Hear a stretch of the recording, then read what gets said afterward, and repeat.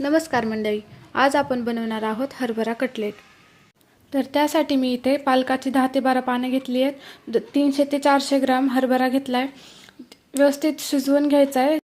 त्यानंतर पालक आणि हरभरा दोन्ही ग्राइंड करून घ्यायचे। त्यानंतर 3 ते 4 हिरव्या मिरच्या घेतल्यात, 10 ते 12 लसणाच्या पाकळ्या घेतल्यात। याची छान पेस्ट बनवून घ्यायची आहे। त्यानंतर एक छोटी वाटी पनीर घेतले, एक मीडियम साइजचा कांदा कट करून घेतलाय, तो टाकलाय। त्यानंतर एक वाटी बेसन पीठ टाकून घ्यायचंय।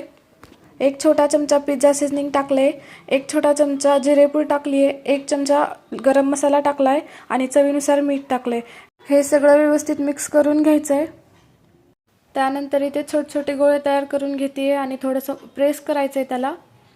त्यानंतर अर्धा काजू कट करून घेतलाय, तो लावते मी याच्या सेंटरला कटलेट्सच्या। त्यानंतर मीडियम फ्लेमवर एकदम खरपूस होईपर्यंत, गोल्डन ब्राउन होईपर्यंत तळून घ्यायचे। 3 ते 4 मिनिटात व्यवस्थित फ्राय होतात। बाहेरून एकदम क्रिस्पी आणि आतून एकदम सॉफ्ट, खायलाही एकदम टेस्टी लागतात। एकदा नक्की ट्राय करून बघा। व्हिडिओ आवडल्यास लाईक, कमेंट, शेअर नक्की करा। चॅनलला सबस्क्राइब करायला विसरू नका। व्हिडिओ बघितल्याबद्दल धन्यवाद।